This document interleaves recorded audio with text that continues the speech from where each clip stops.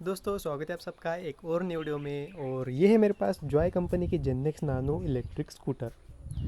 सो आए दिन मैं इसके प्रॉब्लम के ऊपर, इसके सॉल्यूशन के ऊपर, how to solve this problem at home, ऐसे कुछ वीडियोस बनाते रहता हूँ। लेकिन आज का जो वीडियो है वो स्पेशल होने वाला है क्योंकि मैं इसका रिव्यू देने वाला हूँ पहली बार इस चैनल पर। इस गाड़ी को लेके मुझे हो गए हैं 3 साल 8 महीने। 3 साल 8 महीने इस गाड़ी को मैं चलाया हूँ खुद। मेरी दीदी चलाई है, पापा चलाए हैं, और बड़े पापा, कज़िन्स, बहुत सारे लोगों ने ये गाड़ी चलाई है। सो मैं आज इसका रिव्यू देने वाला हूँ after 3.5 years and nearly 40,000 kilometre. मैं नियरली क्यों कह रहा हूँ, क्योंकि मुझे पता नहीं है एग्जैक्ट ये कितनी चली है। इसका पीछे का रीज़न, इसका जो मीटर है चालू क्यों नहीं हो रही,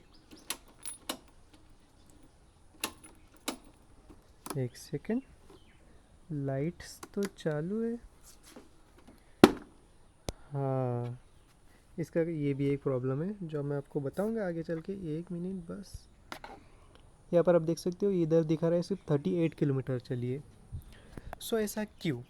इसके पीछे का रीज़न है, इसके पहले भी ऐसा हुआ था वारंटी के अंदर।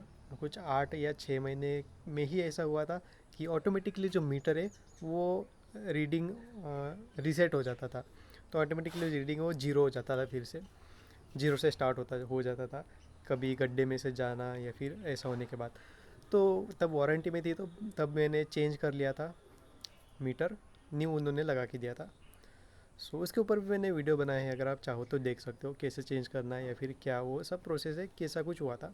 इसके पीछे का रीज़न भी मैंने उस वीडियो में बताया कि ऐसा क्यों होता है।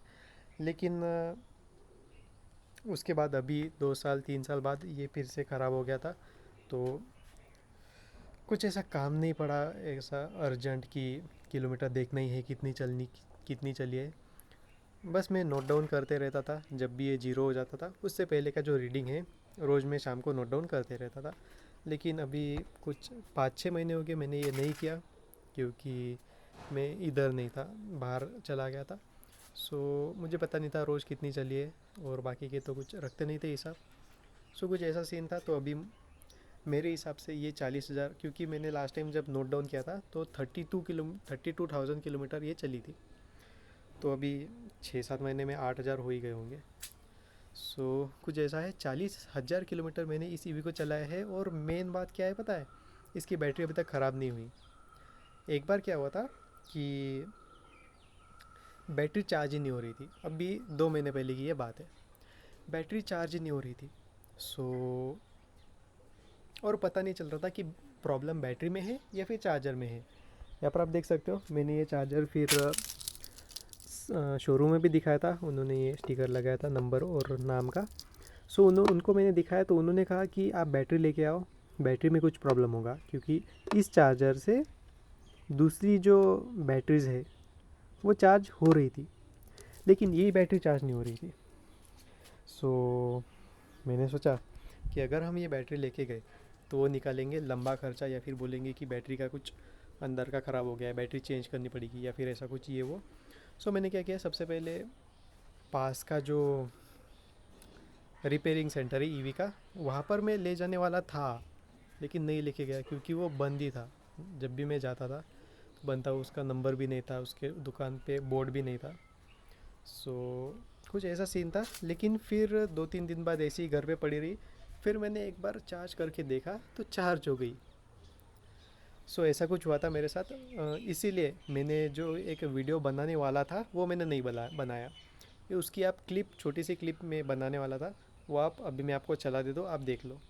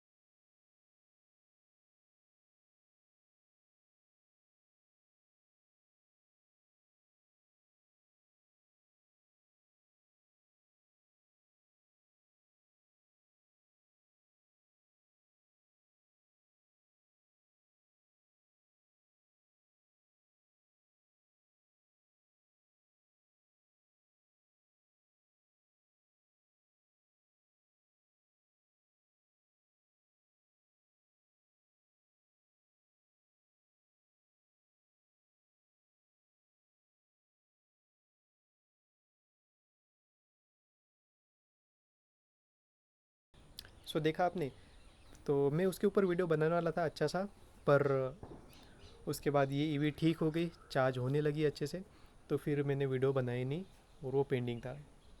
तो चलो अब आपको तो पता चल गया। अगर आपके साथ भी ऐसा हुआ, तो अगर आप वेट नहीं कर सकते, आपके पास एक ही ईवी है, सो एक काम करिएगा, दूसरे चार्जर से, मगर मतलब दूसरे किसी का चार्जर होगा जिसके पास जो ई बाइक है, उसके चार्जर से अपनी बैटरी चार्ज करके देखना, या फिर अपने चार्जर से उसकी बैटरी चार्ज करके देखना। ऐसा करके देखना, अगर होता है तो आपको पता ही चल जाएगा कि बैटरी ख़राब है या चार्जर।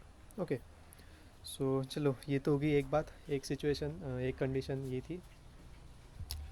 अब बात करते हैं इसके डिज़ाइन के ऊपर। मैं ओवरव्यू के चक्कर में कहाँ के कहाँ चला गया। सो इसका जो डिज़ाइन है वो अच्छा लगा मुझे, क्योंकि सब लोग नोटिस करते हैं, और मैंने अमरावती में मतलब जितने भी गाड़ी है उनमें से इसका डिज़ाइन बहुत ही अलग है। एक तो ये डो लाइट है, इसका लुक पता है किसके जैसा दिखता है? होंडा की डीओ, आई थिंक, शायद, हाँ वही नाम है उसका। तो डीओ गाड़ी के जैसा इसका लुक है, थोड़ा थोड़ा दिखने में अच्छी है। और दो हेडलाइट्स यहाँ पर हमें देखने को मिल जाते हैं, मैं आपको चालू भी करके दिखाता हूँ। और ये जो DRLs हमें देखने को मिल जाते हैं, दो, रात के समय में बहुत ही अच्छे दिखते हैं। और दो हेडलाइट्स, दोनों अभी चालू है क्योंकि मैंने चालू करके रखा था। मतलब कि इसमें भी बहुत सारे प्रॉब्लम आते हैं, एक लाइट मैंने चेंज किया हुआ है, एक नहीं। सो या, और मेन बात तो इसका अपर डिपर अभी चालू है फ़िलहाल तो, दोनों, जैसे कि आप देख सकते हो। सो डिज़ाइन वाइज ये अच्छा है, बस इसकी प्रॉब्लम क्या है पता है? कि जब आप खड़बड़े रास्ते से चलाते हो तो इसके जो पार्ट्स है वो लूज़ होने लगते हैं, क्योंकि पूरी प्लास्टिक की बॉडी है, आप समझ सकते हो। जैसा कि अभी आप यहाँ पर देख सकते हो, इसका जो नट है वो निकल गया है। तो इसकी वजह से ये जो चलती है अभी फ़िलहाल, तो ये बजता है बहुत बुरी तरीके से, जिसकी क्लिप आप अभी देख सकते हो। सो ऐसा कुछ ये आवाज़ करता है, लेकिन इसका आवाज़ हम ठीक कर सकते हैं, सिर्फ यहाँ का जो नट निकल गया है, यहाँ पर आप देख सकते हो, इसको अगर यहाँ से जो नट निकल गया है वो अगर लगा दे, सो ये आवाज़ बंद हो जाएगा। सो ये करना है, मैं अभी 2 दिन के लिए यहाँ आया हूँ, क्योंकि आपको पता होगा कि मैं, शायद आपको पता होगा अगर आपने पिछला वीडियो देखा होगा, कि मैं नागपुर में चला गया हूँ, शिफ्ट हो गया हूँ नागपुर में, क्योंकि वहाँ पर मेरी जॉब लगी है। सो इसकी वजह से मैं साथ में ओला लेकर गया हूँ, और उसका वीडियो भी आएगा कि मैंने अमरावती से नागपुर ओला चला के वही लेकर गया हूँ। उसके उस राइड के ऊपर भी मैंने एक वीडियो बनाया है, वो भी अभी आ जाएगा। सो अभी घर पे ये एक ईवी है, सो इसी के ऊपर चल रहा है पूरा, मतलब जाना आना ये वो। सो क्या कह रहा था अभी मैं, हाँ। सो इसके ऊपर, इसकी वजह से मेरा ध्यान इस पर अभी ज़्यादा नहीं है, मेरा ध्यान अभी ओला पर है। सो इसके ऊपर, इसी की वजह से इसके ऊपर ज़्यादा वीडियोस नहीं आ रहे थे। और चलो तो आपको बता देता हूँ कि ये इसका मुझे एक्सपीरियंस कैसा रहा, वो मैं आपको बता देता हूँ। सो एक्सपीरियंस तो अच्छा था। 1 साल के अंदर इस गाड़ी ने मुझे कोई भी प्रॉब्लम नहीं दी, कोई भी दिक्कत नहीं थी 1 साल के अंदर। उसके बाद से थोड़ी बहुत प्रॉब्लम शुरू हुई, जैसे कि 1.5 साल के बाद इस ईवी का जो एक्सलरेटर है उसने काम करना बंद कर दिया था। नहीं, बंद नहीं किया था, लेकिन ये बहुत अजीब तरीके से काम कर रहा था, जिसका सॉल्यूशन यही था कि वो जो एक्सलेटर है वो चेंज कर दो। सो और वो प्रॉब्लम अभी भी है, मतलब अभी, मतलब एक बार चेंज करा है उसके बाद अभी वो प्रॉब्लम फिर से शुरू हो गई है। सो अभी मुझे वो फिर से एक बार, एक सेकेंड, चेंज करना पड़ेगा। मैंने इसको डबल स्टैंड पर लगा दिया है। प्रॉब्लम मैं आपको बता देता हूँ क्या है।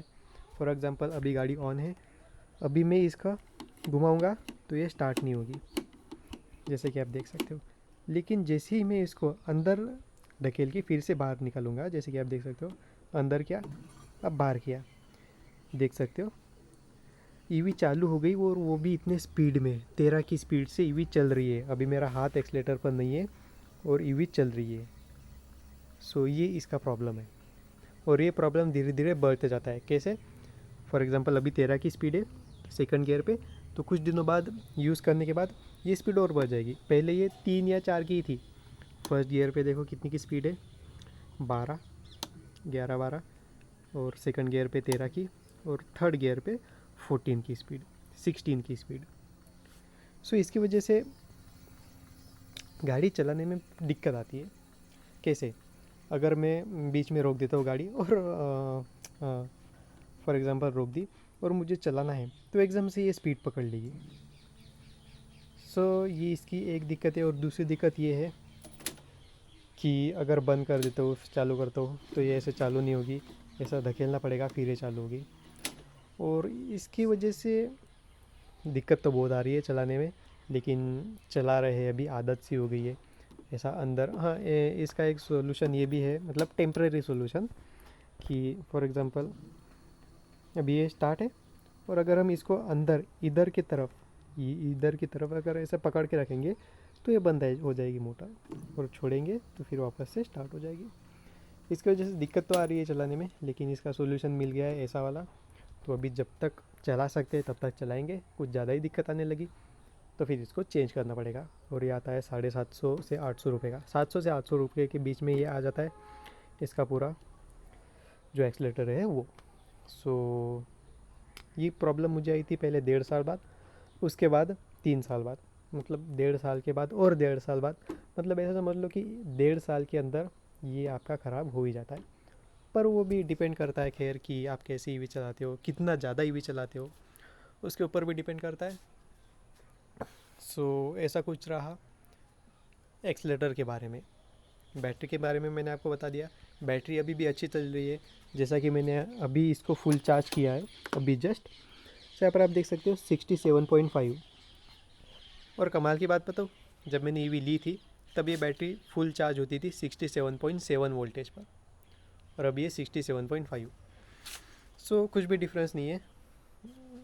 बैटरी अभी भी अच्छी है, लिथियम आयन की बैटरी है। इसकी वारंटी थी 3 साल की। ओके, 3 साल हो गए, 3 साल 8 महीने हो गए, 8 महीने एक्स्ट्रा हो गए, और अभी तक बैटरी को कुछ नहीं हुआ। बस एक बार वो चार्ज नहीं हो रही थी, लेकिन वो भी सॉल्व हो गई। कुछ अर्थिंग का इशू होगा शायद, या फिर वोल्टेज का इशू होगा, ऐसा कुछ होगा, पता नहीं, पर सॉल्व तो हो गई है। सो बैटरी ने मुझे कोई दिक्कत नहीं दी, अभी भी ये अच्छा खासा बैकअप दे देती है। बैकअप में थोड़ा बहुत कमी मुझे देखने को मिली, मतलब कि पहले ये एक फुल चार्ज में 60 किलोमीटर, 60-65 किलोमीटर तो आराम से चलती थी, आराम से। डबल सीट जाओ, सिटी में जाओ। मैंने कभी भी इसकी रेंज टेस्ट नहीं की है। अगर आपको करना है तो आप करना है, अगर आपको जानना है नीचे कमेंट करके बता सकते हो। मैं इसकी रेंज टेस्ट के ऊपर वीडियो लाऊंगा, जैसे मैंने ओला पे किया है सेम वैसे ही करूँगा। वैसे अभी विंटर का सीज़न भी चालू हो गया है, तो अच्छा मौका है करने का। करूँ या नहीं नहीं, एक बार नीचे कमेंट करके बता दो।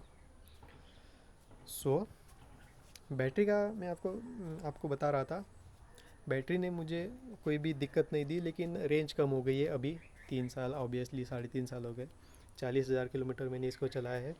सो रेंज पहले आती थी 60 से 65 की, अभी देती है 45 से 50 की। या सो रेंज तो डिक्रीज़ होनी थी, क्योंकि बैटरी है लिथियम आयन की।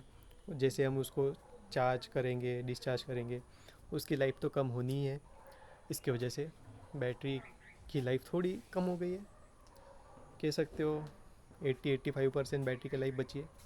लेकिन अभी भी अच्छी चल रही है। बैटरी फुल वोल्टेज पे चार्ज हो रही है, और डाउन भी उसी वोल्टेज पे हो रही है जितना पहले होती थी, 51-52 वोल्टेज के।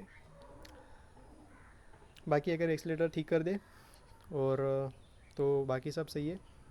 सब सही नहीं है, बताता हूँ एक एक करके क्या क्या हुआ है। दूसरी बात, ब्रेक के ऊपर।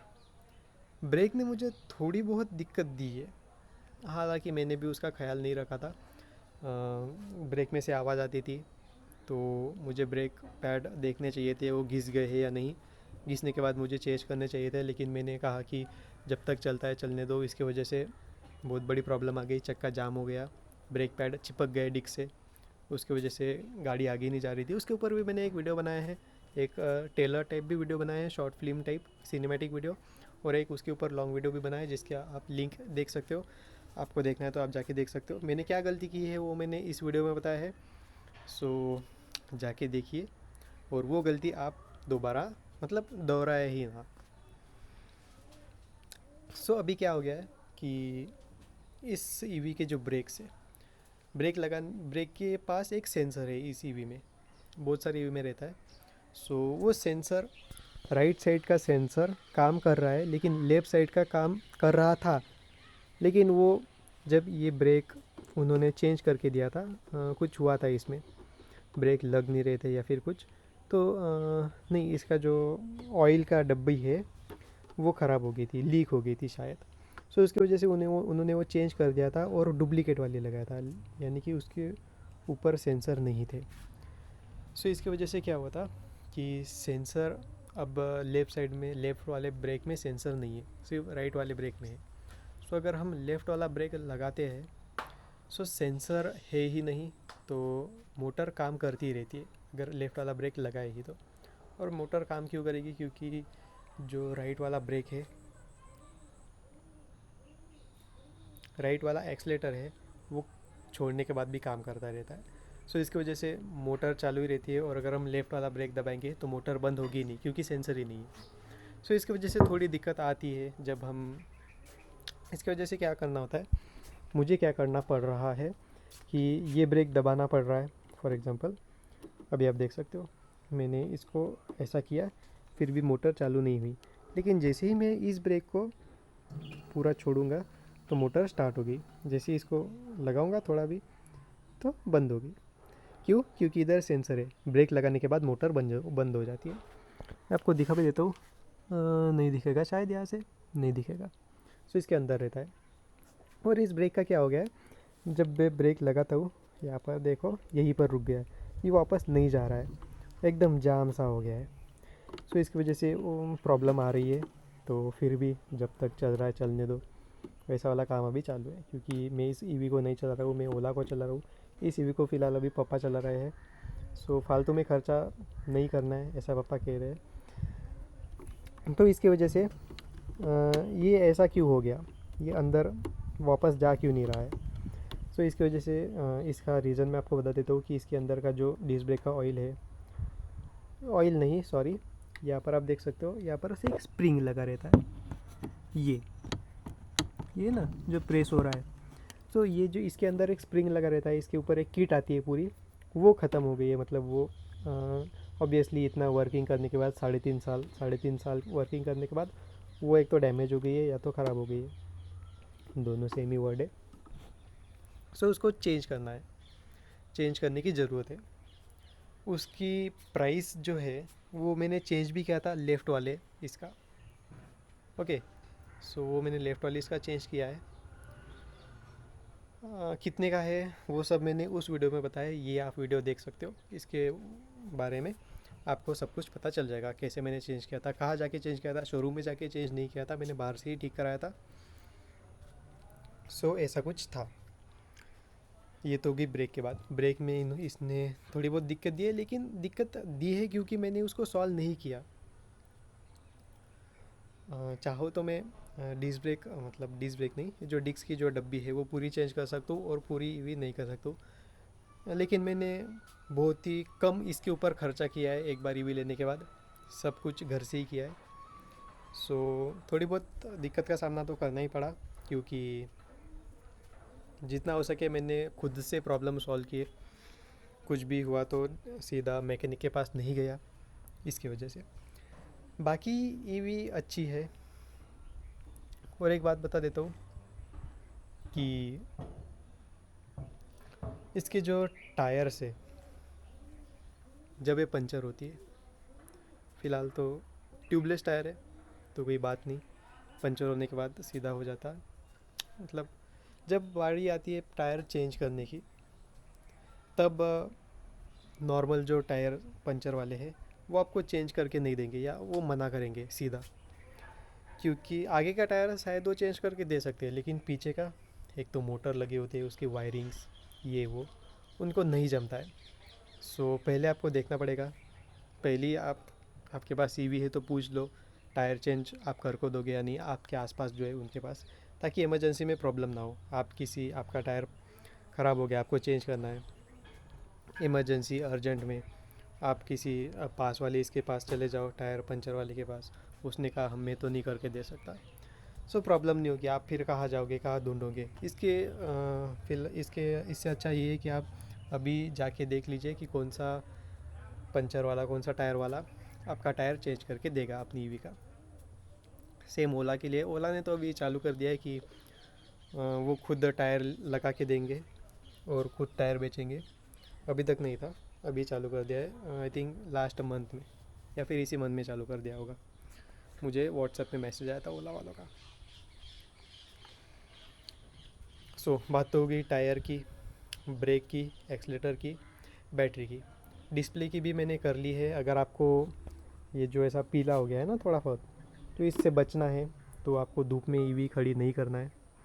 और साथ ही साथ इसके अगर धूप में खड़ी करनी है, पार्किंग की वैसी जगह पर है, तो आपको इस पर कपड़ा डाल देना है, जिसकी वजह से ये पीला नहीं पड़ेगा और सालों साल चलेगा। वैसे हम इसको चेंज भी कर सकते हैं अगर ये पीला पड़ जाए या फिर फूट जाए तो, उसके बाद में करेंगे। मतलब बाद में क्या, अभी कर लेते, कर ही ली।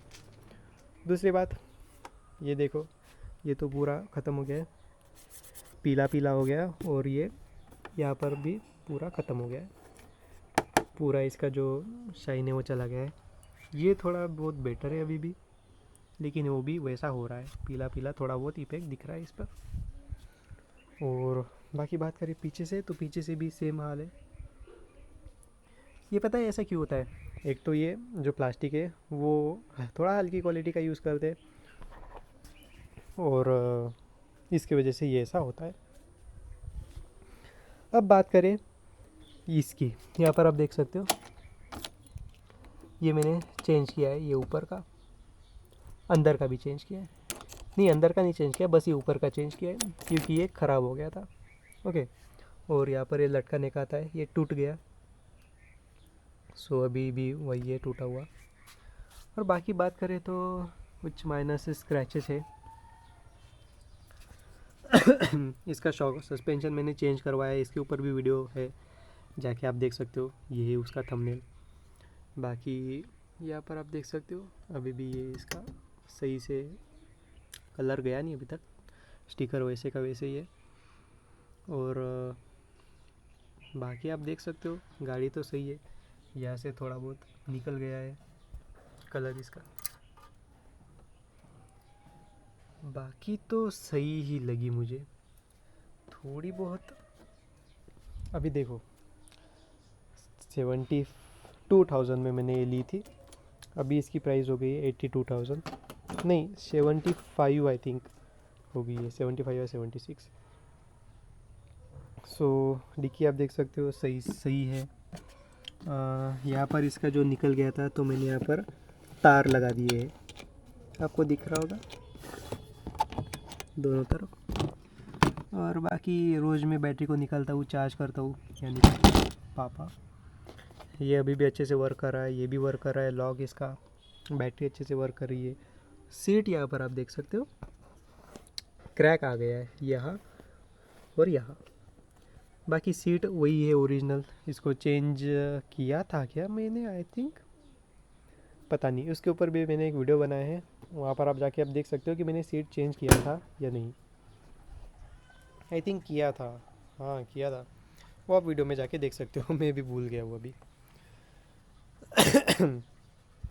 यहाँ पर आप देख सकते हो कुछ कलर निकल गया है इसका, और यहाँ पर आप देख सकते हो यहाँ से भी थोड़ा बहुत क्रैक वैक पड़ने स्टार्ट हो गए हैं, बहुत पहले से ही स्टार्ट हो गए थे क्रैक पड़ने तो। और बाकी गाड़ी तो सही है। गाड़ी वर्थ इट है या नहीं, लेनी चाहिए कि नहीं, वो हम लास्ट में डिस्कस करेंगे। ओके। अभी पहले मैं आपको दिखा देता हूँ गाड़ी कैसी है, गाड़ी में क्या क्या प्रॉब्लम आए। सामने का डिस्क ब्रेक सही है, मैंने क्या क्या चेंज किया बता देता हूँ आपको। मैंने बस पीछे का डिस्क पैड है वो चेंज किए। जो डिस्क है डिस्क ब्रेक की वो मैंने कभी चेंज नहीं की, आगे की और पीछे की, बस पीछे के डिस्क पैड मैंने चेंज किए, आगे के डिस्क पैड सेम ही है। ओके। और बात करें आगे के अलॉय व्हील की, तो यहाँ पर भी इसका कलर निकलना स्टार्ट हो गया है, जहाँ पर आप देख सकते हो। ओके। बाकी इसके व्हील्स अच्छे हैं डिज़ाइन में, अलॉय व्हील्स थे, अलॉय व्हील्स नहीं, ये क्या कहते हैं मुझे पता नहीं, ये वाले व्हील्स थे। बाकी पूरा अच्छे से कलर इसका गया नहीं अभी तक, ये ग्रीन ग्रीन कलर का ही है, और ये भी अच्छे से कलर है अभी इसके। स्टैंड इसका मुड़ा नहीं, अच्छे से है, दोनों स्टैंड अच्छे से वर्क कर रहे हैं। इंडिकेटर इसका मुझे एक प्रॉब्लम लगी, इंडिकेटर इसके अंदर गिर जाते हैं, इधर अंदर की साइड या फिर इधर बाहर के साइड। सो ये मुझे इसके एक प्रॉब्लम लगी, और बाकी तो सही है। सो अब थोड़ा और डीप में बात करते हैं, जैसे कि इसके जो बटन्स है। सो इसका बटन्स, इसके जो हॉर्न का बटन है वो मैंने एक बार चेंज कर लिया है। इसका जो गियर का बटन है वो मैंने एक बार चेंज कर लिया है, क्योंकि दोनों ख़राब हो गए थे। और ये जो गियर का बटन है, पहले ऑन के बटन के बारे में बात करते हैं। तो जो ऑन का बटन है वो दबाने के बाद भी लग नहीं रहा था। सो वहाँ पर मैं गया, उसने चेंज करके दिया, और आई थिंक 50 रुपये लिए उसने चेंज करने के, और बटन के भी। शोरूम में गया था मैं सीधा। ओके, आप बाहर से भी चेंज करा सकते हो, ऐसा कुछ है नहीं। ये अच्छे से वर्क कर रहा है बटन इंडिकेटर का, अपर डिपर अच्छे से वर्क कर रहा है अभी भी। और ये वाला बटन भी अभी अच्छे से वर्क कर रहा है लाइट का, अभी तक तो 3.5 साल हो गए। इसमें क्या हुआ था, पहले एक बार ख़राब हो गया था तो मैंने चेंज कर लिया था, उसके बाद फिर ख़राब हुआ। सो फिर मैंने इसको खोला, इसके अंदर पूरा ये खोला था। इसके ऊपर भी मैंने एक वीडियो बनाया है, यहाँ पर आप जाके देख सकते हो, ये उसका थंबनेल। सो उसके ऊपर मैंने डीजल मारा था इसके अंदर। सो डीजल मारने के बाद फिर ये अच्छे से वर्क कर रहा था, और अभी भी ये अच्छे से वर्क कर रहा है तब से। ओके, सो उसका मुझे बहुत ज़्यादा फ़ायदा हुआ डीजल मारने का इसके ऊपर।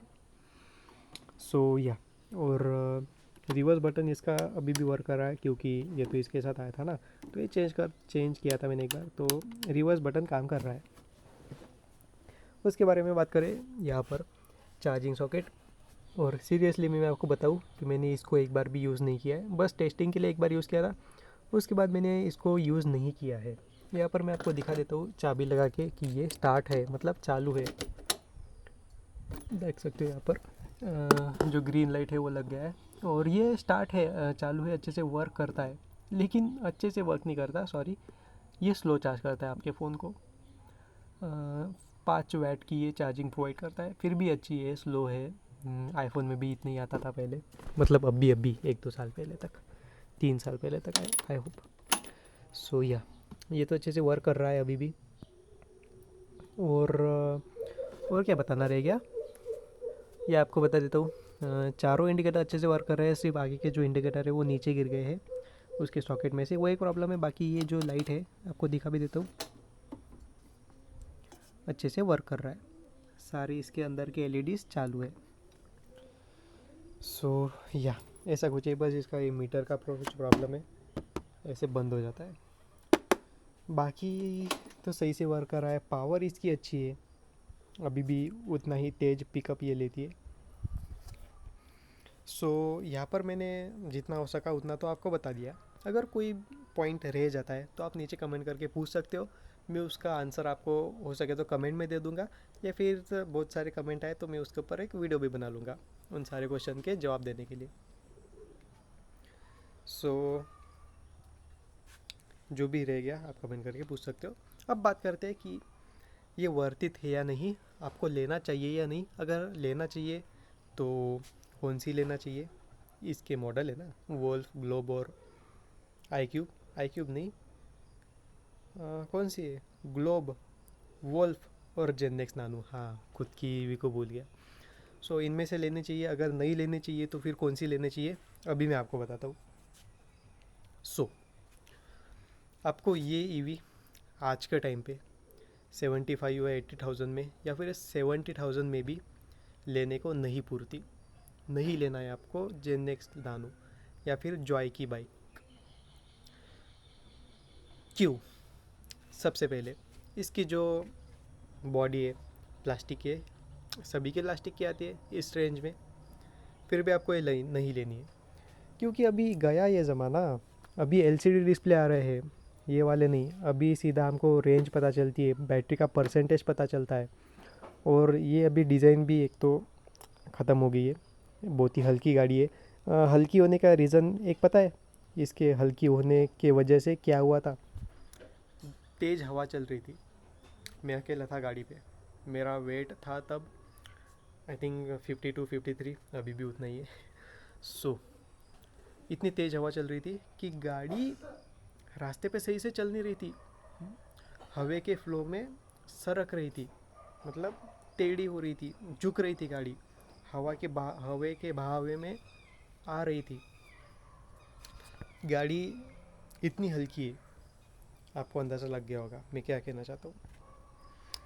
सो आपको ये गाड़ी नहीं लेनी है, इसके पीछे बहुत सारे रीज़न है। फॉर एग्ज़ाम्पल डिज़ाइन, उसके जो क्वालिटी वो यूज़ कर रहे हैं वो अच्छे नहीं है, और आपको ग्लोब हो, जेनेक्स नानू हो, वोल्फ हो, या फिर उन्होंने अभी जो नई निकाली कौन सी है, जो भी है, यहाँ पर नाम आ रहा होगा, फ़ोटो भी आ रहा होगा, देख सकते हो, ये भी आपको नहीं लेनी है, क्योंकि वैल्यू फॉर मनी नहीं है। क्योंकि मार्केट में अभी ऐसी गाड़ियाँ आ गई है जो वैल्यू फॉर मनी दे रही है, अच्छा फीचर दे रही है, अच्छी वारंटी दे रही है, इससे अच्छा तो और क्या चाहिए। और मैं आपको जो ईवी रिकमेंड कर रहा हूँ उसका नाम है ओला। अब मेरे पास ओला है इसलिए मैं ऐसा कह रहा हूँ, तो ऐसा नहीं है। मैंने रिसर्च की बहुत सारी, और मुझे एक बात समझ में आई कि ये जो वेल नोन ब्रांड्स है लाइक बजाज, टीवीएस और जितने भी हैं, ये क्या कर रहे हैं, ये अपने ब्रांड वैल्यू का फ़ायदा उठा रहे हैं, ये आपको लूट रहे हैं। ईवी के नाम पे आपको लोहा चिपका दे रहे हैं, और ब्रांड वैल्यू के नाम पे कुछ भी बेच रहे हैं, कुछ सेंस ही नहीं है। फॉर एग्ज़ाम्पल आप बजाज की चेतक को पकड़ लो, चार्जिंग करने के लिए डिक्की खोलनी पड़ती है, उसके अंदर चार्जिंग दे रखा है, ये क्या बात हुई। पीछे दे सकते हो, आगे देख सकते हो चार्जिंग का सॉकेट, डिक्की के अंदर देने की क्या ज़रूरत है। अब चार्जिंग करने के लिए क्या डिक्की खुली रखे, हाँ उस वायर वहाँ से निकाल सकते हैं, लेकिन डिक्की खोलने की क्या ज़रूरत थी। और इतनी बड़ी इतनी लंबी दे दी, उसकी बॉडी पूरी लोहे की दे के, मतलब क्या, कुछ सेंस ही नहीं है। उसका डिस्प्ले देखा तो दिन में दिखाई नहीं देता, इतना लो ब्राइटनेस।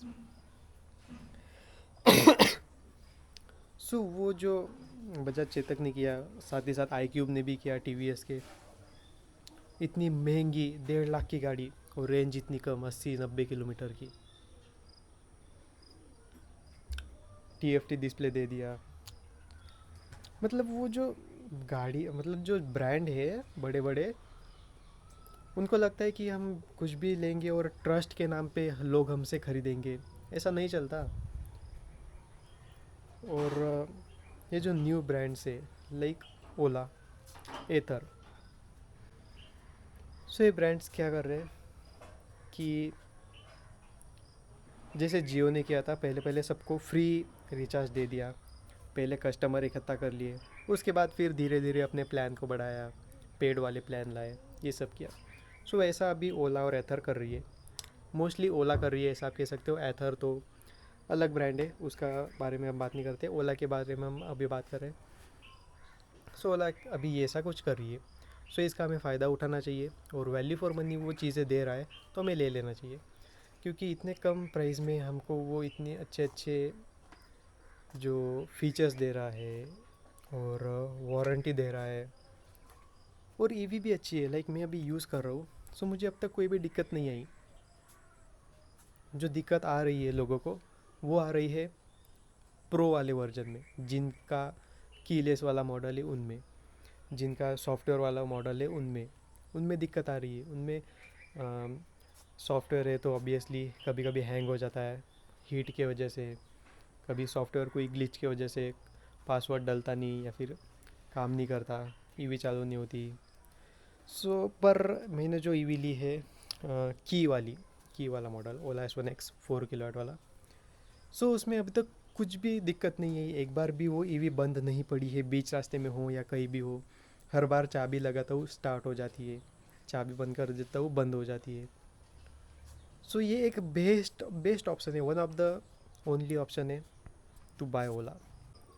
सो मैं आपको यही रिकमेंड करूँगा कि आप, अगर आप ईवी लेना चाहते हो तो ओला की तरफ जाइए, और ओला में से भी की वाले मॉडल की तरफ जाइए।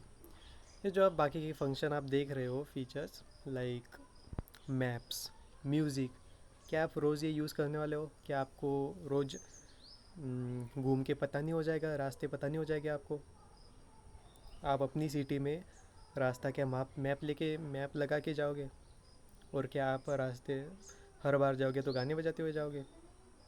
कुछ सामान लेना रहता है तो कुछ ध्यान में रहना होता है। तो गाने बजाने से एक तो डिस्ट्रैक्शन होता है, मन भटकता है। और मैप लगाने की कोई ज़रूरत ही नहीं, क्योंकि हम जहाँ पर रह रहे हैं, हम जहाँ पर ईवी चला रहे हैं, और स्पेशली इलेक्ट्रिक व्हीकल हम बाहर गाँव तो नहीं लेके जाने वाले, जिससे हमको दूसरे गांव के रास्ते पता नहीं हो। हम अपने गांव में चलाने वाले, जिसके रास्ते हमें पता रहेंगे। सो आपको इन सब चीज़ों की ज़रूरत नहीं है, और जिनकी ज़रूरत है वो आपको ओला S1X की वाले मॉडल में मिल रहे हैं। सो आप उसी की तरफ जाइए।